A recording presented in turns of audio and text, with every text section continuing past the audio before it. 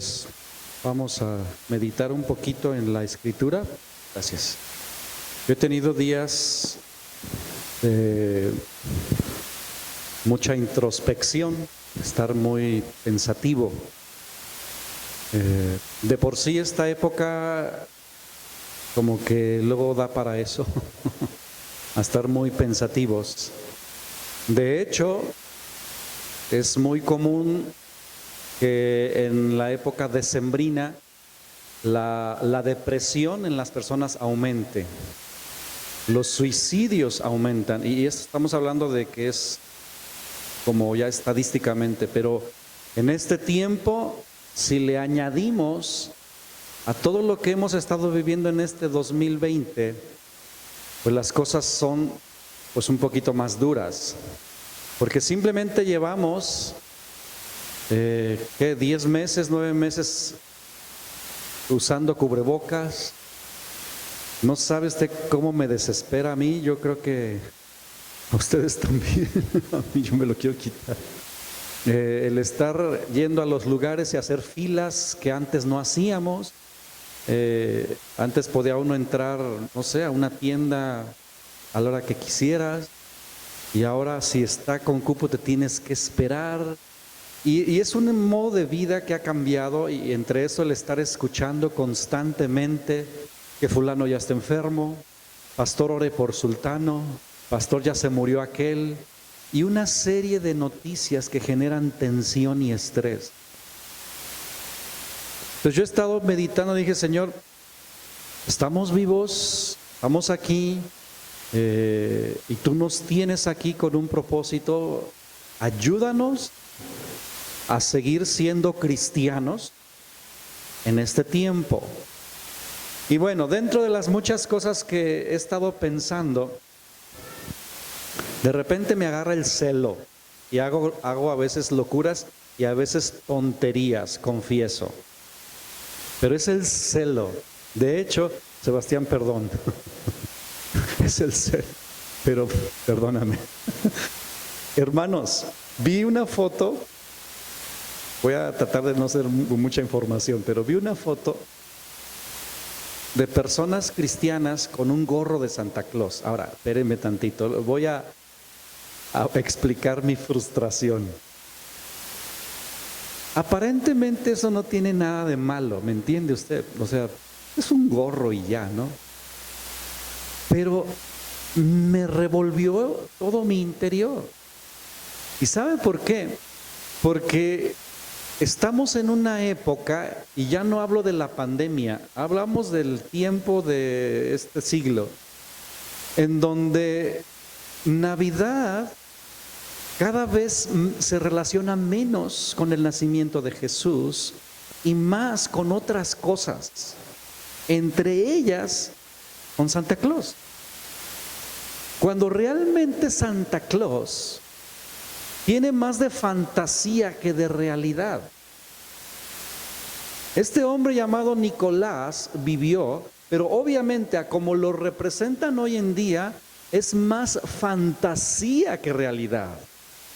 Con renos que vuelan, que hablan, que lleva regalos a todos lados, que se mete a las chimeneas, que tiene fábrica con duendes, o sea, todo eso es obviamente fantasía, mentira. Y la cosa que me indigna es que se relaciona mucho más Navidad con ese personaje que con Jesús. Lo cual honestamente sí me entristece. Yo digo, ok, yo lo entiendo con gente que no conoce a Dios, pero ahora cristianos sí me pone a pensar, hermano. Ahora, yo no estoy diciendo que ponerse un gorro rojo con una mota blanca es del demonio, por favor no vaya a decir eso, porque no estoy diciendo eso. Tampoco es que usted esté pecando, no, simplemente lo que estoy tratando de transmitir es que hemos distorsionado, y estoy hablando de la humanidad, hemos distorsionado la Navidad a un punto, pues ya no sé si peligroso, raro, porque aún, ahorita voy a decirle algunas cosas que yo estoy seguro que algunos de ustedes no sabían. que tienen que ver con la Navidad. Aún entre el mundo cristiano hay cosas que hemos inventado que tampoco están en la Biblia. Pero bueno, la verdad es que la raza humana, las personas solemos hacer eso. Solemos ir distorsionando las cosas y sí tenemos que tener cuidado. Más que nada, ¿sabe para qué? Pues para que hagamos las cosas de Dios lo más alineado posible. Ahora, en un sentido, hermanos, saber exactamente todo lo que sucedió el día que nació Jesús es imposible. ¿Por qué? Porque la Biblia no dice muchos detalles, dice lo suficiente, pero hay detalles que ya son solo suposición. Ahora, pero hay suposiciones correctas y hay suposiciones incorrectas. Y como cristianos tenemos que aprender a suponer las cosas que no se pueden saber más que de manera supuesta, de manera correcta. Espero que me esté dando a entender. Ahora, esta prédica va a ser diferente porque más que prédica es como una plática, enseñanza o no sé cómo. Pero creo que podemos aprender de todas maneras. Lo que quiero, el título sería Personajes de la Navidad. La Navidad, la palabra Navidad significa natividad, haciendo alusión al nacimiento de Jesús. Desde ahí tenemos que entender por qué usamos la palabra Navidad. Por ejemplo, ahorita entre cristianos, yo mismo, de hecho lo tengo en mi face, hasta que ya lo medité las cosas, dije, esa frase está incorrecta. Yo puse una frase en mi perfil del Facebook que dice, Jesucristo es la razón de la Navidad. Pero meditando bien, realmente Jesucristo no es la razón de la Navidad. No me vaya a apedrear todavía, porque necesito explicarlo. Es que lo que hacemos es que no meditamos en lo que estamos diciendo. Ahorita le voy a decir por qué le digo que Jesucristo no es la razón de la Navidad. Vamos a ver personajes que están en la Biblia y personajes que no están en la Biblia que se relacionan con Navidad hoy en día. Por ejemplo, hoy en día la primera Navidad no tiene nada que ver con nieve. Me encanta la nieve. Pero la primera Navidad no tiene nada que ver con nieve ni con muñecos de nieve. Tampoco tiene que ver con esferas ni árboles de Navidad. No estoy diciendo que son del diablo. Yo tengo arbolito en mi casa, está bien, ahí hay esferas. Pero a lo que voy es que esas cosas nos las hemos ido inventando. Y se ven padres, me gustan. Pero no tiene nada que ver con la primera Navidad. Tampoco había, como ya dije, renos voladores con nariz roja.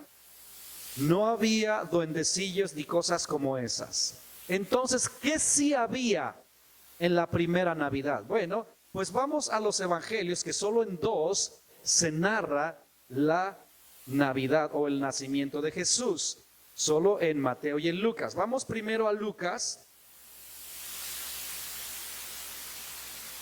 Ni Marcos ni Juan hablan de la Navidad. Solo Lucas y Mateo. Ahora, Lucas es el que habla un poquito más. Sin embargo, Mateo dice cosas que Lucas no dice. Lucas era un médico y como médico pues se entiende que tenía preparación académica de su tiempo, de su época. Y él, con la gracia de Dios, se puso a escribir, pero él desde el capítulo 1, fíjese cómo él menciona esto. Lucas 1:1 dice, puesto que ya muchos, me llamó la atención esa palabra, muchos han tratado de poner en orden la historia. Ya, interesante. Y yo creo que hoy en día vale la pena volver a poner en orden la historia. Sobre todo de la Navidad. ¿no? Dice, muchos han tratado de poner en orden la historia de las cosas que entre nosotros han sido ciertísimas. Dice, tal como nos lo enseñaron los que desde el principio lo vieron con sus ojos y fueron ministros de la palabra. Entonces dice, me ha parecido también a mí, y yo digo, Señor, que también nos parezca bien a nosotros estudiar realmente cómo fue esa primera Navidad, qué cosas había y qué no había, y por qué y para qué. Dice, me ha parecido también a mí, después de haber investigado, lo cual dije, Señor, me hizo falta tiempo. Lo reconozco y lo digo, hubiese querido más días para estudiar más. Bueno, investigado con diligencia todas las cosas desde su origen, escribírtelas por orden, oh excelentísimo Teófilo. Teófilo pues era una persona que por la palabra excelentísimo entendemos que tenía cierta posición social. Dice, para que conozcas bien la verdad de las cosas de las cuales has tú sido instruido. Y de ahí comienza hablando acerca del nacimiento de Juan. Entonces, primer personaje por el cual yo quiero mencionar es a Juan, al que todos conocemos como el Bautista. Juan realmente juega un papel muy importante en el nacimiento de Jesús, en la Navidad. Y en ningún nacimiento, en ninguna representación de Navidad aparece Juan. Pero bíblicamente aparece primero que Jesús, porque era 6 meses mayor que Jesús. Entonces ni siquiera había mucho tiempo de diferencia entre un nacimiento y el otro. Pero Juan, de acuerdo a lo que leemos, fue un hombre muy, pero muy peculiar en muchas cosas. Lo primero es que yo empiezo a notar es que Dios envía ángeles, y ahorita bueno, eso es otro personaje, pero a los padres de Juan, los cuales eran ancianos, y ahí llamó Dios mi atención, porque en ese momento ya estaba iniciando, ¿verdad?, lo que es el cumplimiento de las promesas y profecías bíblicas en cuanto a la redención. Juan el Bautista juega un papel importante y obviamente sus padres, pero Dios decide por alguna razón escoger a un par de viejitos, porque dice que eran de edad avanzada, ¿verdad?, para que de ellos naciera Juan. La pregunta es ¿por qué? ¿Por qué Dios no escogió una pareja joven para que naciera Juan? ¿Por qué escogió otra vez a una mujer estéril, como lo vemos con Sara, como lo vemos, ¿verdad?, con otras mujeres como Ana, mujeres que también eran estériles, pero que Dios escoge para que de ellas nacieran siervos suyos? Vemos aquí entonces lo que Dios me decía, yo escojo primero gente anciana para que nunca se olviden que todos tienen un lugar en mi plan.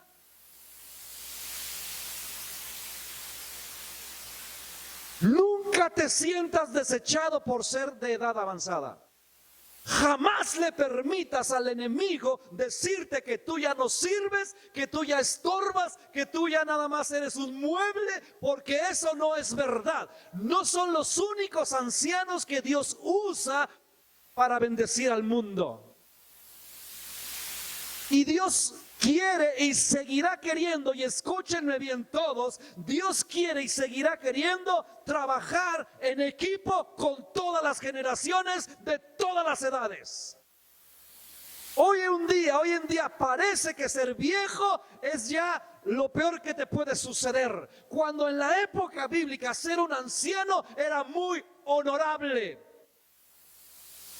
Y hoy en día desechamos, rechazamos, criticamos, nos burlamos de la gente de la tercera edad. No es posible que hoy en día hijos abandonen a sus viejitos en cualquier lugar. Esa es la primera cosa que Dios me decía. Nunca se les olvide que yo trabajo, porque yo pensaba eso y dije, ¿por qué escogiste a estos viejitos? Pudiste haber agarrado a otra pareja joven. como fue precisamente con María. María era una jovencita que se cree que tenía 15, 16, 17 años menos. Pues ahí vemos los contrastes de Dios. Ahora vemos el padre Juan el Bautista, ¿verdad?, que era sacerdote. Luego vemos al padre de Jesús, que es carpintero. Ahí vemos otro contraste. Zacarías era un hombre preparado, apartado, ¿verdad?, de la genealogía de Aarón, con un cargo especial para Dios. Y José era un hombre común en ese sentido, un carpintero. Pero ahí vemos otra vez cómo Dios contempla a todos. ¿Qué está pasando? Bueno, entonces Juan nace de... Lo vemos en que desde un principio Juan para servirle y le dice que será nazareo. La pila está bien. Le dice, no beberá vino, lo cual también llama mi atención, porque esa instrucción no se la dieron a María, para Jesús. Uno podría pensar, bueno, pues Jesús debió haber sido nazareo. Es decir, los nazareos era un grupo de personas totalmente consagradas que no debían cortarse el cabello, que no debían tocar un muerto, que no debían beber vino, porque era parte de su consagración para el servicio a Dios. Entre ellos estaba, ¿verdad?, Sansón. Aunque sabemos que Sansón rompió su voto nazareo una y otra vez. Pero esa misma instrucción se le dieron para Juan. Pero me llamó la atención que no fue la instrucción para Jesús. Y aquí viene la enseñanza. Dios tiene instrucciones específicas para cada uno según el propósito de Él. Entonces, ni tú ni yo debemos estarnos comparando con nadie, porque cada uno de nosotros tiene una tarea específica y esa tarea específica demanda su preparación específica. Por ejemplo, los chicos de la alabanza, aunque es un ministerio de igual de importante, ¿verdad?, que los levitas, por ejemplo, o que no sé, los del sonido o los de grabación, todos los ministerios son importantes. Sin embargo, hay exigencias, ¿verdad?, que nosotros ponemos sobre estos chicos que no ponemos sobre los de grabación. ¿Por qué razón? Porque la función que ellos realizan es de mucha delicadeza en cuestión espiritual. Entonces, esto mismo tenía que ver con Juan. Juan, desde un principio se le describe ahí en Lucas 1:16, fíjate, lo leemos, 1:16 dice, y hará, o sea, está hablando de Juan, y hará que muchos de los hijos de Israel se conviertan al Señor Dios de ellos. E irá él, con el espíritu y el poder de Elías, está hablando de Juan, para hacer volver los corazones de los padres a los hijos y de los rebeldes a la prudencia de los justos, para preparar al Señor un pueblo bien dispuesto. Estos dos versículos describen todo el ministerio y el llamamiento de Juan, y tiene que ver con la Navidad. Porque sabes que el ministerio de Juan no duró mucho tiempo. Le mataron al poco tiempo. Pero empezó, escucha bien, su ministerio, ay, por favor, escúchame bien. Su ministerio de Juan no empezó con Juan, empezó con sus padres. Por favor, escúchame, si tú tienes un hijo que tú sabes que tiene llamado. Aquí hay varios padres que tienen hijos, que tienen un llamado de Dios. Y este llamado de Dios empieza con ustedes, papás. ¿Por qué? Porque tanto Elizabeth como Zacarías, los padres de Juan, tenían que educar a ese niño nazareo desde bebé. Dice, nunca va a beber vino. Entonces era trabajo de la madre y del padre cuidar y entrenar y educarlo de esta manera. Yo no sé, obviamente no dice que tuvo más hermanos, porque pues era estéril, pero bueno, ya dejó de serlo, pero ya no se mencionan hermanos de Juan. Sin embargo, vemos que por ejemplo María sí tuvo más hijos, pero ninguno fue como Jesús, obviamente. ¿Qué estoy tratando de decir? Si ustedes tienen más de un hijo y uno o dos de ellos tiene llamamiento y los otros no, hay que aprender a vivir con todos. Pero obviamente se les va a demandar más o cosas específicas a los hijos que tienen un llamamiento. Se les amará igual, pero a veces tendrán cierto trato diferente por cuestión del llamamiento. Y yo espero que lo entiendan. ¿Por qué? Por favor, escúchenme. Porque si no lo entienden, se van a despertar celos. Y no sería raro ni extraño, porque vemos en la Biblia que hay muchas familias en donde los celos entre hermanos, por no entender el llamamiento, terminaba en caos.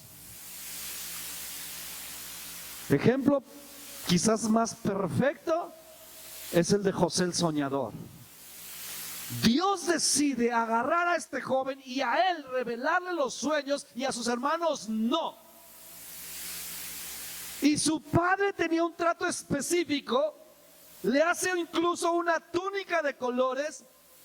Pero mucho tiene que ver con el cuidado que tiene ese hijo, porque los padres tenemos una responsabilidad sobre los hijos que tienen un llamamiento, hasta que ellos caminen por sí mismos. Pero los hermanos no entendieron esto y no solo lo envidiaron, se enojaron y lo intentaron matar, y usted conoce la historia. El mismo Jesús nuestro Señor también sufrió el rechazo de sus propios hermanos. Entonces Juan y sus padres tenían que trabajar en equipo, porque Juan es parte de la Navidad. Nunca se habla de Juan en la Navidad, pero realmente es parte. ¿Por qué es parte de la Navidad? Porque Lucas empieza con eso. Pudo haber omitido, pues ¿para qué hablo de Juan? Si se trata nada más de Jesús, pues vamos a hablar de Jesús. No, pero habla de Juan, porque Juan preparó el camino del Señor. El trabajo que Dios te ha dado es importante, aunque sea corto. Bueno, otros personajes que aparecen aquí. Número 2, tengo 10, así que a ver cuántos alcanzo a hablar. Los ángeles. En la Navidad aparecen los ángeles. Los ángeles, aquí luego vemos que un ángel se le aparece al padre Zacarías y le anuncia que va a tener un hijo que se llamará Juan.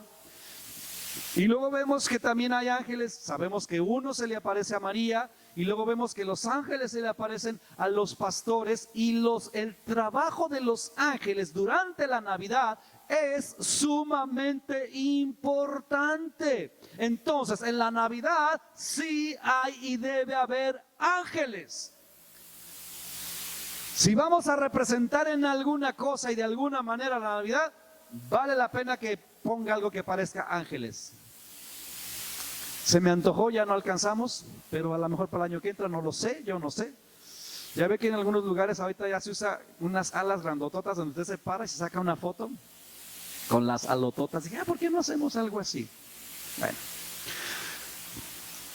Pero los ángeles en la Navidad son clave. Ahora, ahí le va esto, porque también esto es importante. La Biblia menciona de diversos tipos de ángeles. Menciona, por ejemplo, ángeles como comunes, digámoslo así. Luego menciona arcángeles, menciona querubines, menciona serafines. Son como tipos o rangos de ángeles. Pero la Biblia solo menciona el nombre de 3. Ahora, ¿por qué estoy haciendo énfasis en esto? Porque allá afuera hay gente que dice que el ángel fulano de tal, y está hablando de ángeles celestiales. De hecho, San Rafael, arcángel, la Biblia jamás habla de ese ángel. ¿De dónde se lo sacaron? No sé. Pero es un ejemplo muy claro. Ahora, hay gente que dice que tengo ángeles asignados y mencionan por nombres. Eso obviamente no es bíblico. Solo 3 nombres. Número 1, Gabriel. Número 2, Miguel. Y número 3, Lucero o Lucifer. Punto. No más nombres de ángeles. Son los únicos que revela la Biblia. Miguel lo menciona en Daniel.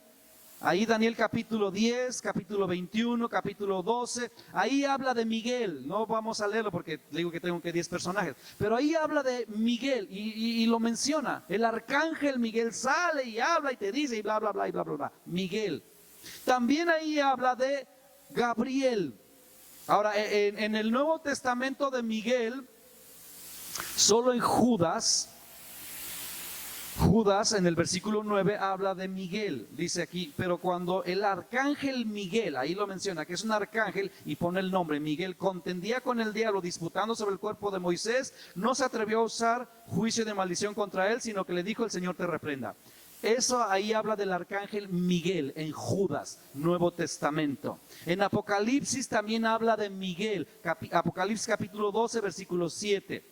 Y luego Gabriel en capítulo 8 de Daniel, profeta Daniel, habla de Gabriel. Y obviamente en el Nuevo Testamento es Gabriel el que se le aparece a Zacarías, porque le dice: yo soy Gabriel, el que está delante de Dios. Entonces es interesante el dato que habla de Gabriel, porque da su nombre y no es el único ángel que se aparece en la Biblia, pero simplemente dice ángeles y ya. Pero él dice: yo soy Gabriel y estoy delante de Dios. Esa postura habla del rango. Estar delante de la presencia de Dios, así como yo soy de los más cercanos. Entonces, bueno, eso sí está en la Biblia. Y luego vemos que este mismo arcángel Gabriel es el que se le aparece a María. Como en Lucas, pero ya en el capítulo 2, ahí sí leemos el versículo 26, 1:26, dice: al 6º mes el ángel Gabriel fue enviado por Dios a una ciudad de Galilea llamada Nazaret. Ahora, ahí en Daniel, cuando habla de Gabriel, dice que volaba con destreza. Es interesante también esa observación. Bueno, entonces hasta ahorita estamos viendo que la Navidad tiene que ver con Juan, aunque no aparezca ahí en las, pero tiene que ver. Y luego tiene que ver obviamente con ángeles. Los ángeles simplemente nos recuerdan la actividad celestial. Cuando hay algo de suma importancia que Dios quiere hacer, los ángeles están en total acción. Y eso lo vemos en varias partes de la Biblia. Cuando hay actividad celestial, los ángeles andan en acción total. Entonces obviamente esto nos hace ver que el nacimiento de Jesús era un evento extremadamente importante. La Navidad es un evento extremadamente importante. Porque mira, ¿pudo haber sucedido sin la intervención de ángeles? Sí. Dios simplemente hablando a través de un profeta y ya. Pero ¿por qué envía a ángeles? Porque los ángeles nos hacen saber la importancia que tiene el evento para Dios. Por eso es que dije, a lo mejor no está tan loco hablar de los detalles no navideños. Porque para Dios es importante el evento. Bueno, también obviamente vemos la intervención número 3 del Espíritu Santo. Ahí es donde yo digo, pudo haber simplemente intervenido el Espíritu Santo, porque por ejemplo vemos en el libro de los Hechos, que es el libro donde más se habla del Espíritu Santo, y muchas de las cosas que hacía eran a través del Espíritu Santo. El Espíritu Santo hablaba, el Espíritu Santo le decía, el Espíritu Santo actuaba y ya, casi no vemos intervención de ángeles. Pero aquí en la Navidad vemos la intervención de ambas cosas, de los ángeles y del Espíritu Santo, lo cual solo refuerza la importancia del evento a nivel histórico y mundial. El Espíritu Santo tiene que ver obviamente con la... No debo usar la palabra concepción porque estuve leyendo, pero bueno, es como que lo entendemos, la concepción de Jesús, pero realmente no fue así. Dice, por eso le dice, el Espíritu Santo te cubrirá con su sombra. Y yo leía y simplemente dice que fue surgido Jesús. O sea, es algo difícil de entender, porque ni fue engendrado por hombre, ni fue concebido en un sentido, solamente apareció allí. La matriz se ocupó, punto. Por eso usa la palabra encinta. Y la palabra encinta tiene que ver con matriz ocupada. Cuando yo leía el griego de esa palabra, dice la matriz ocupada. Simplemente la matriz de esa jovencita se ocupó, punto. Entonces, bueno, vemos al Espíritu Santo. Ahora, el Espíritu Santo es interesante que es una de las pocas veces, no las únicas, pero sí de las pocas veces que menciona que el Espíritu Santo llena a las mujeres. Casi siempre habla de que el Espíritu Santo, no sé, caía sobre el rey o sobre el profeta o sobre el sacerdote, pero en pocas ocasiones dice que llenaba a las mujeres. Y es precisamente en la Navidad uno de los cumplimientos de la profecía de Joel. Derramaré de mi espíritu sobre toda carne. Y ahí vemos a una Elizabeth embarazada de Juan, siendo llena del Espíritu Santo. Vemos a una María, ¿verdad?, tocada, cubierta por la sombra y el poder del Espíritu Santo. Mujeres, vemos obviamente a un Zacarías que lo toma el Espíritu Santo y comienza a profetizar, y entonces se suelta la lengua porque había quedado mudo, como leemos. Entonces el Espíritu Santo también es parte de la Navidad. Ahora vemos entonces ángeles, Juan ángeles, el Espíritu Santo, y bueno, y obviamente María, esta jovencita desposada. Dios orquestó todo,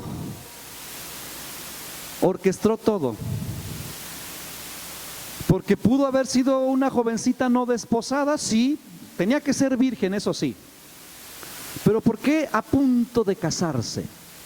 Porque obviamente Dios quería proteger la vida de esa mujer. Hoy en día es muy común ver a madres solteras y valientes que sacan a sus hijos adelante. Por diversas razones son solteras, lo que sea, lo sacan adelante. Pero en la época de Jesús no era nada común una madre soltera, porque para empezar, cuando se descubría a una mujer soltera embarazada, era apedreada. Era apedreada, porque era la ley. Hoy en día no pasa nada. Pero Dios quería proteger, tenía que ser virgen. Entonces, pero tampoco debía estar casada, porque si estaba casada ya no era virgen, pero agarró a una a punto de casarse. Ahora, esto nos enseña muchas cosas. Primero, que Dios cuida de los detalles. Dios cuida de tu persona. Dios cuidó de María. Y también nos enseña que la vida nos puede cambiar en un instante. La vida de María le cambió para siempre. Después de este evento, no solamente porque concibió, sino porque, o bueno, ya dije que no era concebida, es que es difícil, porque albergó a Jesús en su vientre, sino porque no era cualquier bebé, no era cualquier bebé, La vida le cambió, todos sus planes cambiaron. Ahora, dentro de las cosas que leí, es muy probable que María y José no cabalgaran de Nazaret a Belén en burro. Eso no sé de dónde nos lo inventamos. Se pone normalmente a María arriba de un burro. La Biblia no dice absolutamente nada. Es una mera suposición. Pero lo más seguro es que fue caminando. Lo más seguro. También es una suposición. Pero estas suposiciones se hacen en base a la cultura. ¿Ok? Puede ser que sí era un burro, puede ser que no, no sabemos. Pero, repito, lo más probable es que era caminando. Entonces, la distancia de Nazaret a Belén eran 120 kilómetros. Si lo hizo caminando, embarazada, lo más probable es que se tardó como unos 5 o 6 días. Porque aparte eran medio nómadas el asunto. Entonces, seguro que se detenían. Y otra cosa, no iban solos. Normalmente solo ponemos a Jesús, a José, María y un burro y ya. Pero lo más, casi lo puedo asegurar. ¿Por qué? Por lo que estaba sucediendo. ¿Por qué razón se movieron? Ellos vivían en Nazaret y tuvieron que moverse a Belén por el edicto. Surge un edicto, ¿verdad?, del emperador. Tenían que ser empadronados en su ciudad natal, o por lo menos a donde pertenecía su tribu, y ellos pertenecían a la tribu del rey David. Entonces, Belén era la ciudad de David. Entonces tenían que ir ahí porque ahí pertenecían. Esa era la razón por la cual se movieron. Entonces no eran los únicos. Seguramente había un montón de familia y de gente que también pertenecían ahí. Entonces lo más seguro es que era una caravana de gente que caminaron en bola, casi seguro. Pero eso no sale en la Navidad, en lo que hoy representamos como la Navidad. Entonces, hasta en eso hay que pensarle. Ahora, si hoy en día caminaran esos 120 kilómetros de Nazaret a Belén, hoy en día la aventura sería tremenda. ¿Por qué? Porque estas ciudades llevan más de 50 años en guerra y seguramente María y José tendrían que atravesar hoy en día campos de refugiados, territorios ocupados ilegalmente, zonas militarizadas, barreras y muros, lugares de control o puestos de control. Entonces imagínense, ¿verdad?, al José a los pies, pasándole ahí el aparato, porque hoy en día está la cosa así. Revisándole, ¿verdad?, todo el lonche, a ver si no traes droga, a ver qué estás pasando. Eso hoy en día. Toda esa zona así está. Ahorita nada romántico a lo que nosotros entendemos como, ay, la Navidad. Son lugares ahorita muy tensos, totalmente tensos. Entonces, bueno, vemos ahí a María y por supuesto, hermanos, por supuesto que al llegar a Belén estaba atascado de gente. Atascado de gente. Y ahora, ahí le va otra cosa. Es muy probable que Jesús no nació en un establo. Y es muy probable que tampoco estaba María solita cuando parió a Jesús. De hecho, cuando grabamos el videíto de Be Kids, no sé si ya lo vieron, pero lo grabamos y bueno, Julie la hizo ahí de María y Johnny de José y ahí que le ayudaba. Pero en un momento yo pensé, dije, ¿cómo sería ese parto? O sea, yo casi después de pensar y de leer un poquito, dije, lo más seguro es que José no estaba ahí. Lo han de haber sacado. Y seguramente había parteras. Y seguramente había parientes. Porque repito, no eran los únicos que se movieron de Nazaret a Belén. Entonces, poner un establo con un burro, una vaca, un pesebre, María y José, no está tan bíblico. Pero bueno, porque lo más seguro es que no nació en un establo. Ahora, la Biblia dice que pusieron al niño en un pesebre, pero no dice que nació en un establo. ¿Cómo está la cosa? Bueno, ahí van las suposiciones, porque es lo único que dice, no dice más. Dice que no había lugar para ellos en el mesón, pero la palabra mesón no la interpretamos como el hotel, y no, la palabra mesón bíblicamente era una casa realmente donde se recibían huéspedes, pero huéspedes hablando de toda la familia. Porque son culturas sumamente sociales, son culturas en donde invitados a comer todo el tiempo, donde invitados a dormir todo el tiempo, y son culturas donde los dormitorios estaban en la parte de arriba y en la parte de abajo había seguramente algún animal, y no estoy hablando de perros como acá, había seguramente chivos, borregos, porque eran los que adoptaban de mascota. De hecho, yo le comentaba estas cosas a Beto, y cuando fui al desierto del Sahara, yo no vi un solo perro, hermanos, ni un gato, ni una gallina.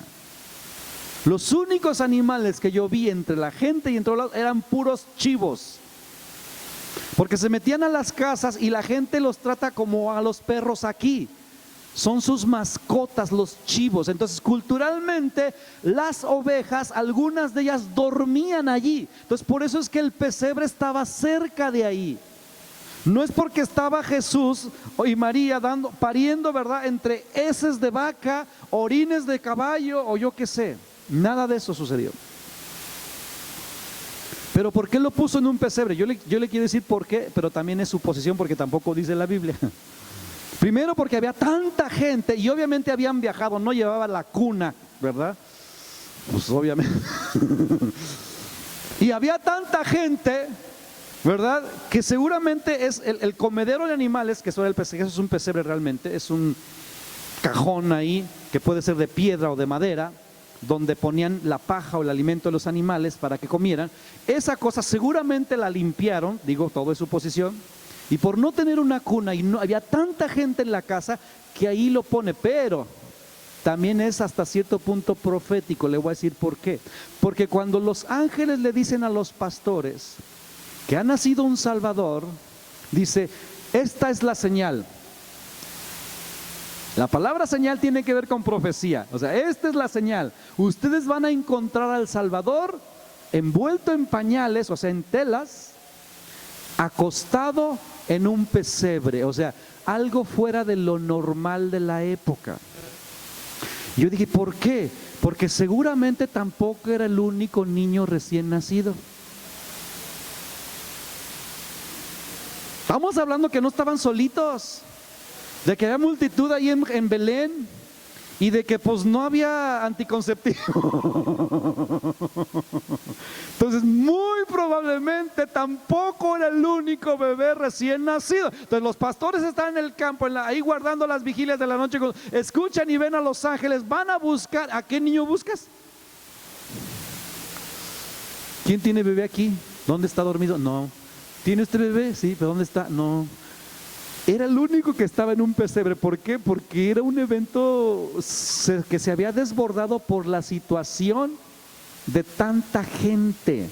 Pero Dios tenía preparado el asunto, y mi convicción ahora es que para que pudieran identificar a Jesús, lo pusieron ahí, en un pesebre, en un cajón donde alimentaban a los animales.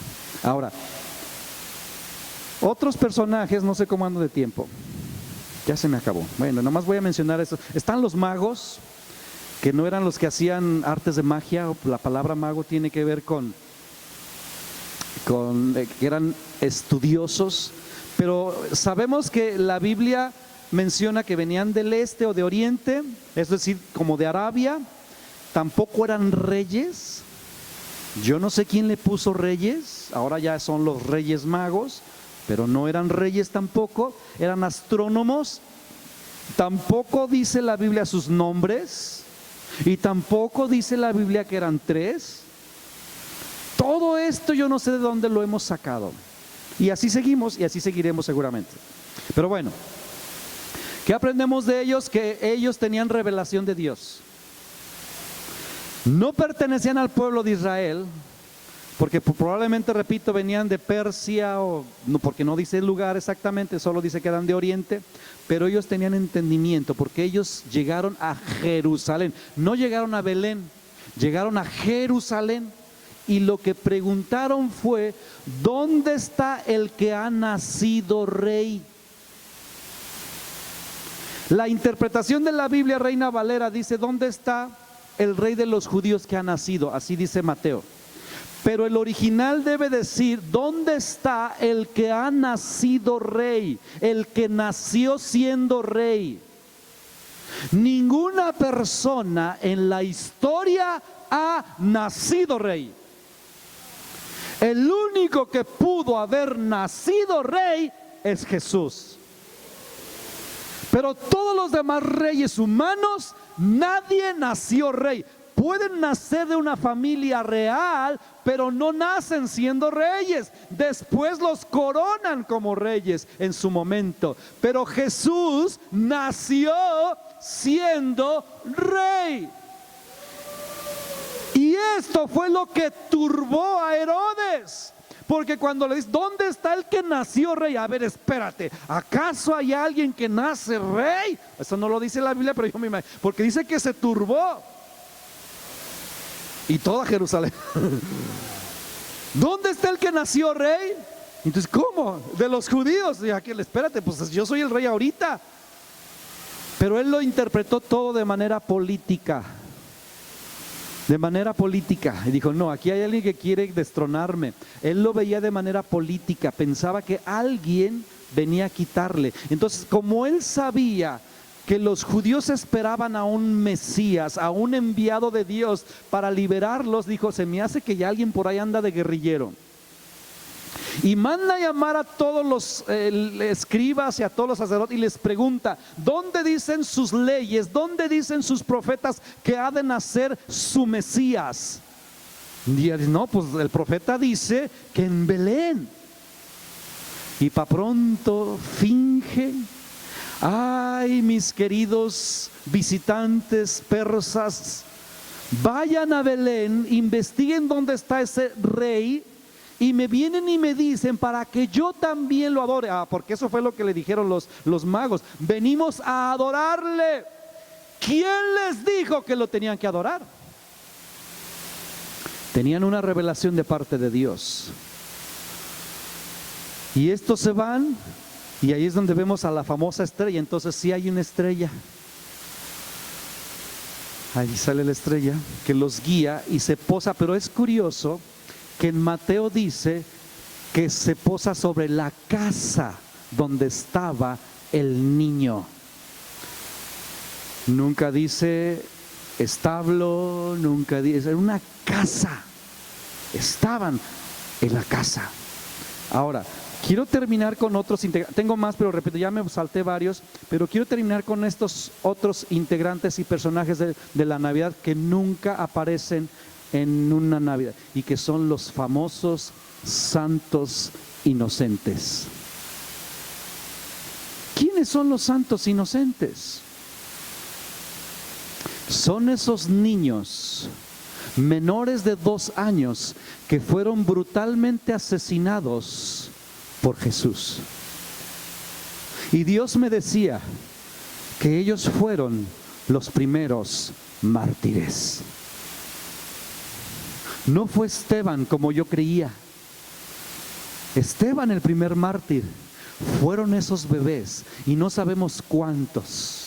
No está registrado cuántos niños mataron, pero era un evento profético que estaba destinado, escúcheme bien, lo cual me enchina la piel, porque estaba profetizado por el profeta Jeremías.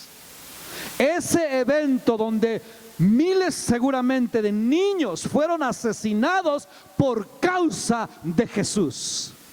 Totalmente inocentes, sin deberla ni temerla, pero por el hecho de que Herodes, que representa a nuestro enemigo Satanás, se enfureció, porque así dice, se enojó mucho cuando se sintió burlado por los magos y manda matar a los niños menores de 2 años. Y esto solamente nos recuerda algo, hermanos. Las obras de Dios, por favor escuche esto, las obras de Dios que impactan siempre llevan sacrificio. No es posible hacer algo que impacte para Dios sin sacrificio. El sacrificio es parte de los grandes logros para el Señor. Al mismo Jesús le sacrificaron. Y estos bebés o niños, ahora, mi pregunta fue, ¿por qué menores de 2 años? Lo cual se abre otra suposición. La Biblia aquí ya no registra cuánto tiempo pasó de que aparecen los magos. Nosotros aquí decimos, es que el 6 de enero. Si hubiesen venido días después de que Jesús nació, no era necesario matar a niños de 2 años hacia abajo. Simplemente agarran a niños recién nacidos y ya. Pero de 2 años ya caminan, algunos ya medio hablan. Y eso me hace pensar que para ese entonces nuestro amado Jesús tendría alrededor de 1 año y medio. ¿Cuánto tiempo pasó? Y ahí estaba Jesús y María en una casa en Belén. No estaban en Nazaret. Y después de ahí se van a Egipto. Dios le ordena a José por medio de sueños, y esta es otra cosa, vemos a un hombre entendido en las cosas de Dios, un hombre profético, por medio de revelación que Dios le dice, sueña un ángel y dice, llévate al niño y a su madre a Egipto, porque lo quieren matar. Y por último, veo a Dios dirigiéndose al padre de familia y no a María. Usted no va a ver que le da instrucciones a María de que llévate al niño, ahora sácalo ya, ahora llévatelo para acá, porque más de una vez Dios le da instrucciones a José, llévate al niño, ahora ya tráetelo, ahora váyanse para allá, a José, no a María. Recordándonos el orden familiar que todos debemos buscar.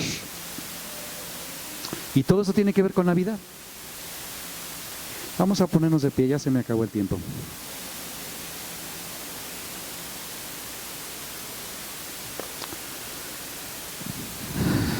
Señor,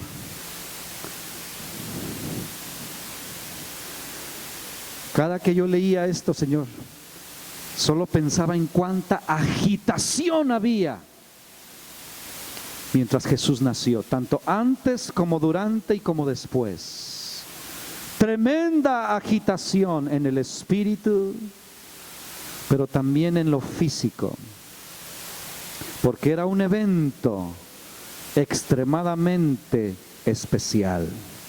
Ahora escúcheme bien, yo le dije hace rato que Jesús no era la razón de la Navidad. Déjeme explicárselo antes de que me apedríen. Si decimos Jesús es la razón de la Navidad, estaríamos diciendo Jesús es la razón por la cual nació. Eso no tiene lógica, porque la palabra Navidad significa nacimiento. Y si yo digo Jesús es la razón que nació, está ilógico. Entonces, Dios me decía, la razón de la Navidad son ustedes.